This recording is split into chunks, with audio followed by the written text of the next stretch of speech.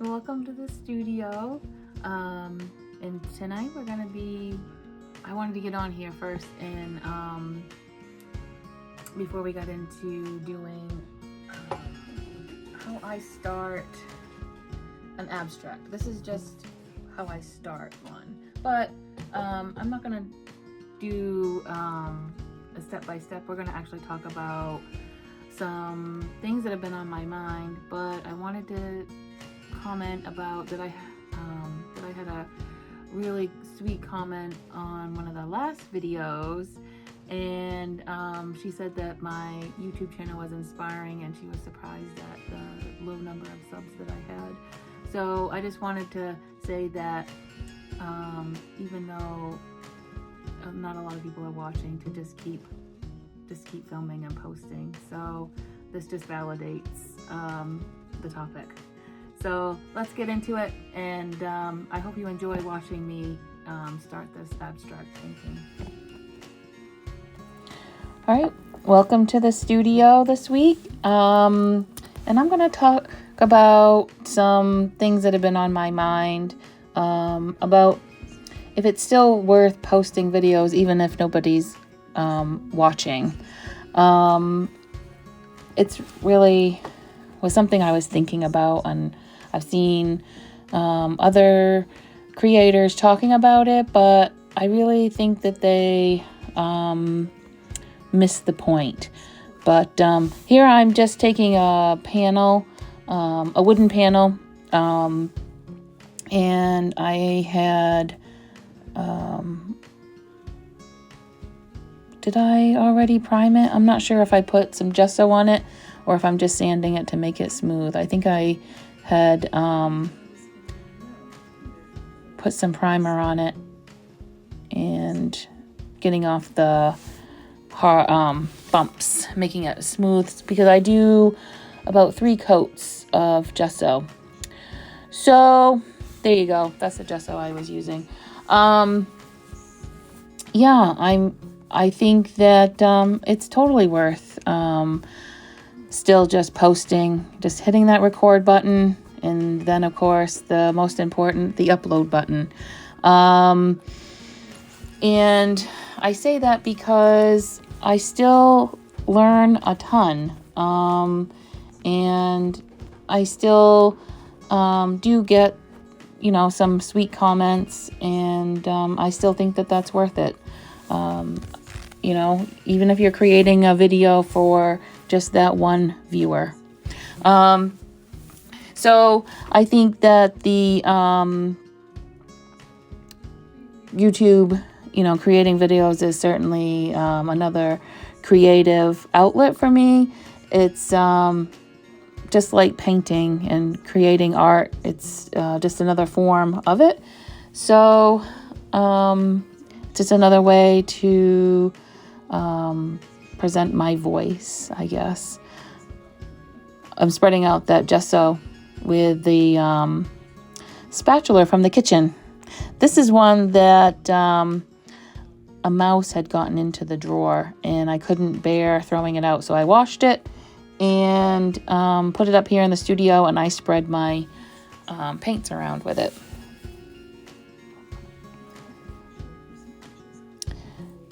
But I think we all get kind of hung up on that logarithm. And I came to the realization this week that I just don't care. I don't care. The logarithm doesn't mean anything. I think that the good creators also don't care. They just keep creating and pushing out that those creative videos that they want to share with their voice. How many other viewers here have their channels? Post in the comment. I want to know other YouTubers. I'd like to connect with them and see what they also think and what they're creating.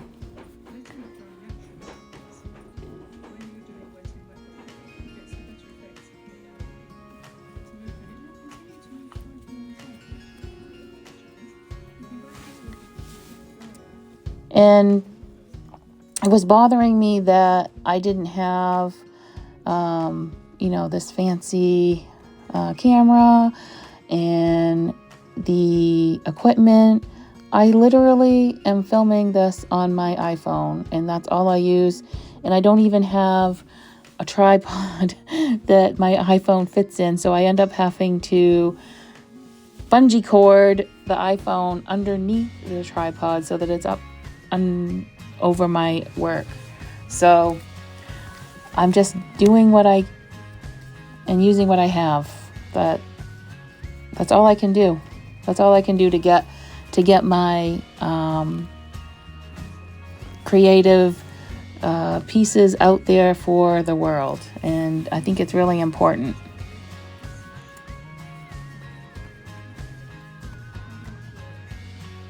I like spreading on that paint.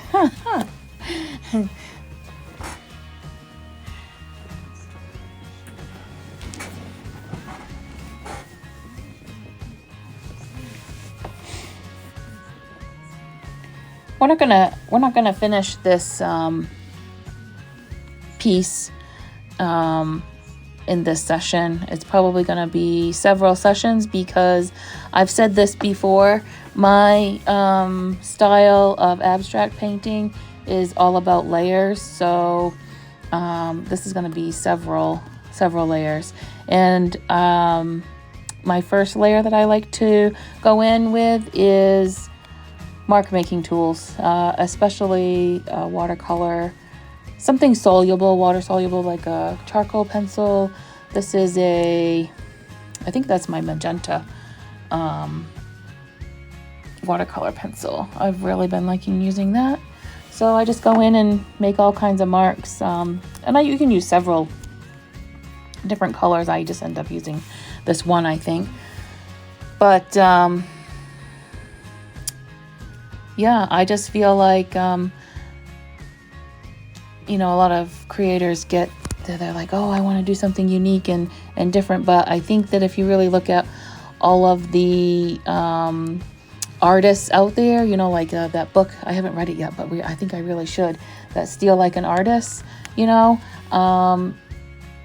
there's nothing that I'm going to talk about or create that's actually not been done before, but it's going to be unique because it's mine. It's in my style.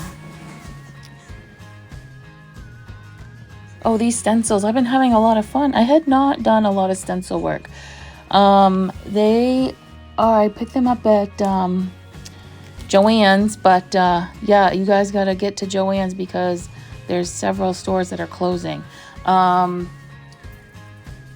This is the Jim Holtz collection. They come with a stamp and then stencils that go along with the stamps. So I like this wood grain stencil. It's my favorite. I just recently got one that I used in a couple of videos ago, and how I use stencils and stamps with my watercolors. That's a fun video. I'll link that below because that was really fun. And that was the stencil that I used in that was floral. So I was feeling very springish. We had a huge snowstorm today, so I'm getting ready for spring. Thinking spring, warm weather. I want that to come. Just taking my palette knife, spreading that favorite color of mine. That graphite. What is that with the Liquitex? Iridescent. I don't know why I can't remember that word. Iridescent graphite. That is my favorite color. One of my favorite colors.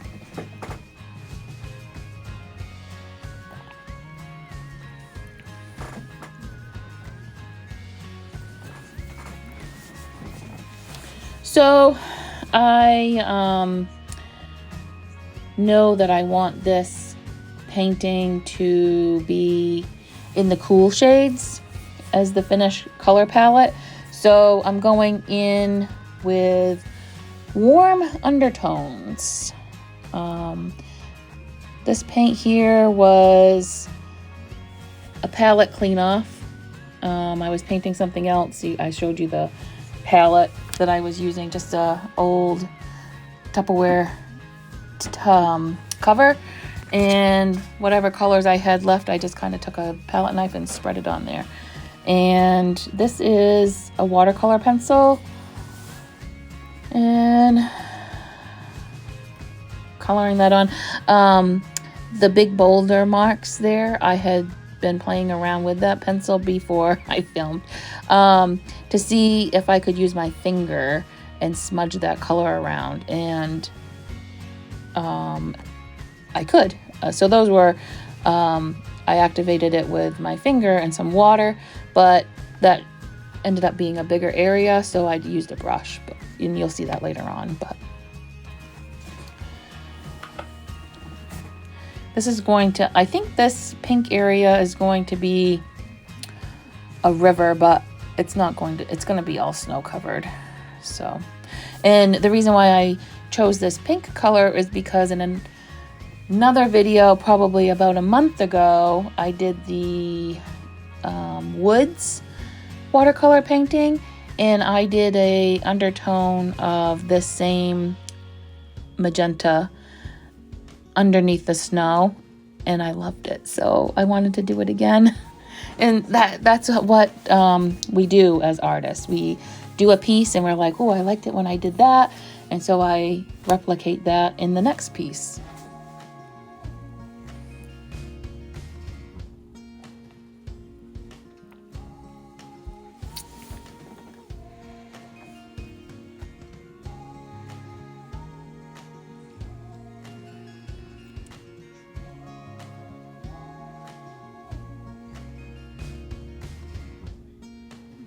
I think I do this for a long time because it's fun. Oh, geez. I like the sound of a pencil scratching on paper, or this wood board, apparently.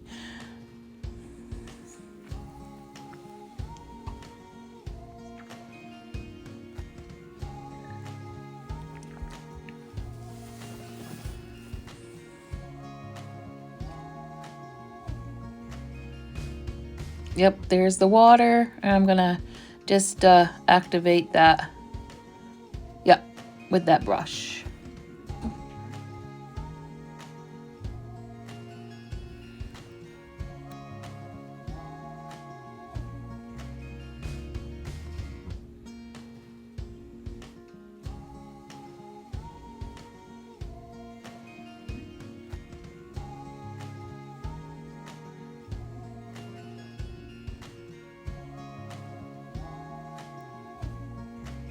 I wasn't sure if this basically watercolor was going to just like sit on the surface and kind of run off, but the gesso surface really absorbed that watercolor, so surprisingly it really paints really nice over that.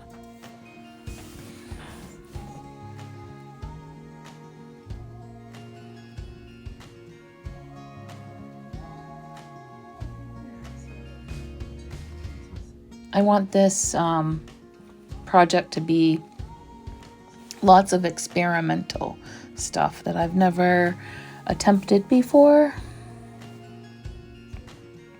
Well, some of it might be some stuff I have attempted before, because I want to feel comfortable to an extent, but I also want to push myself.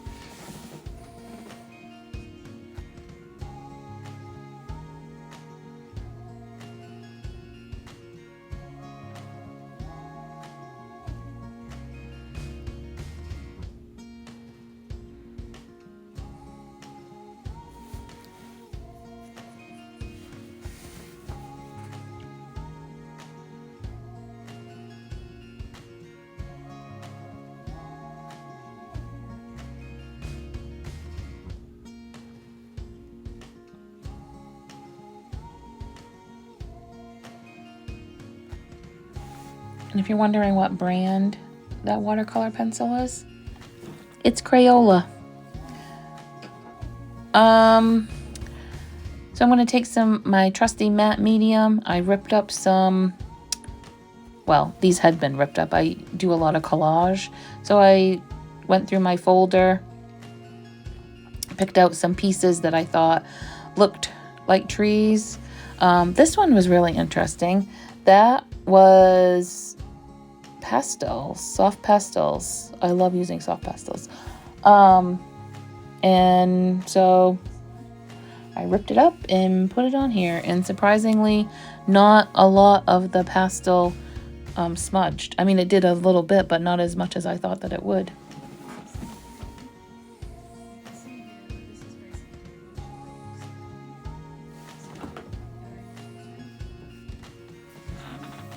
I liked that. Definitely saving that for something else.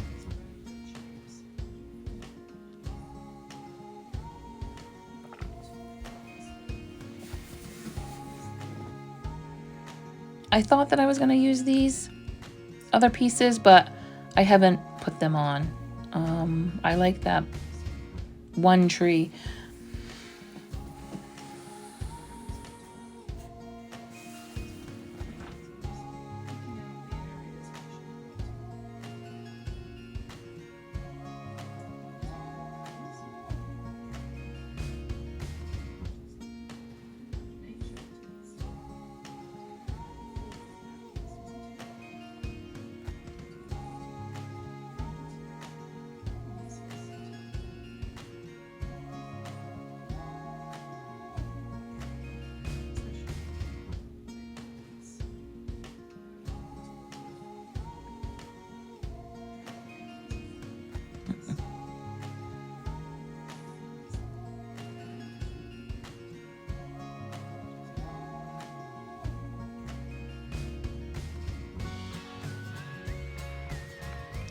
Of course, I was thinking, okay, how am I going to get this down without smudging a lot of the pastels? So, and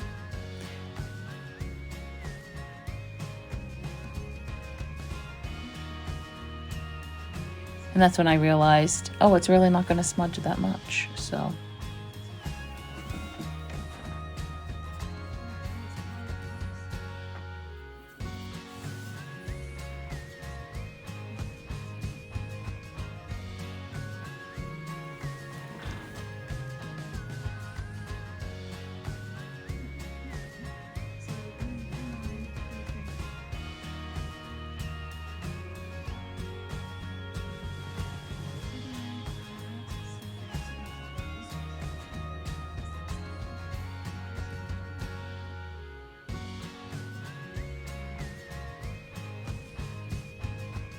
Still looking to see if I should put those other pieces on there. I did not end up putting them on.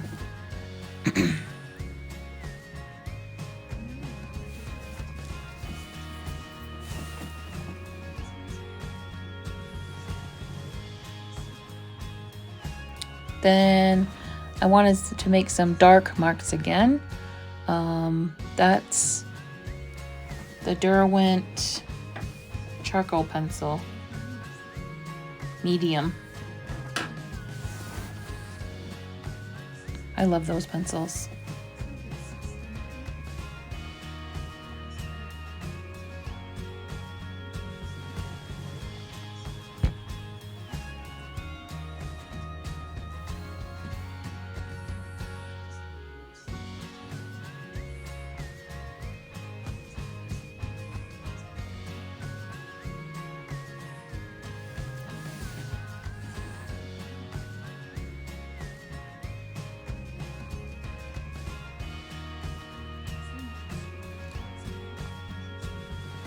I'm really thinking when I'm making these marks, trees. I really want blue. I'm thinking blue trees. They were shadows. I do have a photo that I'm kind of referencing, but I'm not copying it. It's just my inspiration. A local photographer took the photo, and I liked the effect, and I thought I could do that same effect in abstract. Or maybe not, I don't know.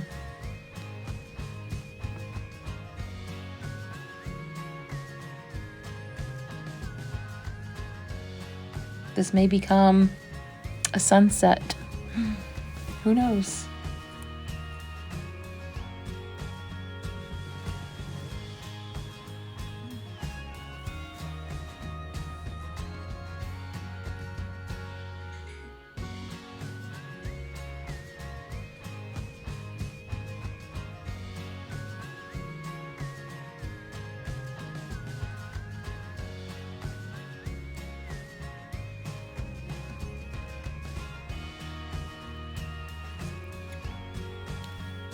Gonna go in with well, I was thinking I was gonna start using some cool colors now over, but and I did do that, but I think when we come back the next time in the studio, I'm gonna sand what I've done, make it nice and smooth, and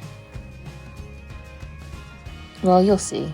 So most of that light wash is gonna come off anyway, probably. It's just a light minty green color. So this first layer is getting all of the I'd say canvas, but it's the board, all of it covered, is what I like to call my colorful layer. So I add as much color as I can.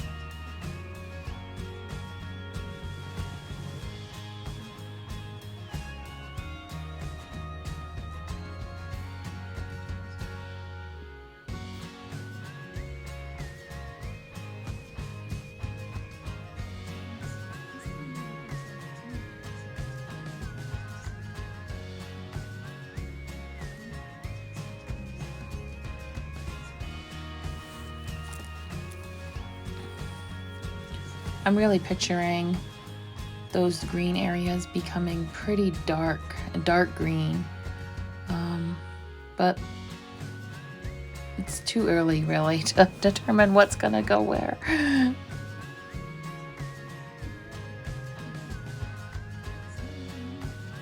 I just needed to get everything covered.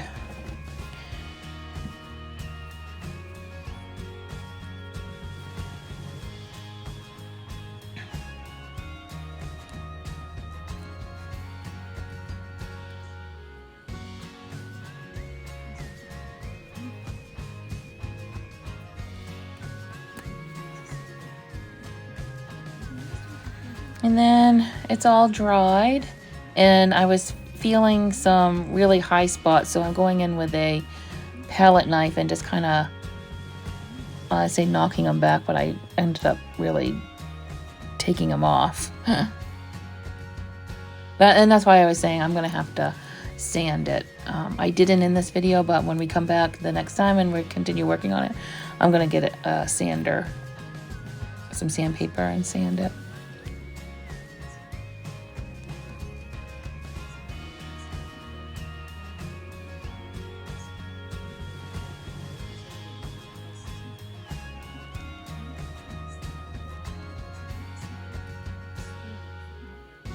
I want texture, but not right now. I want that to be in my final layer, so that's why I want it to get smooth and keep it smooth until I start getting, you know, closer to the finished product.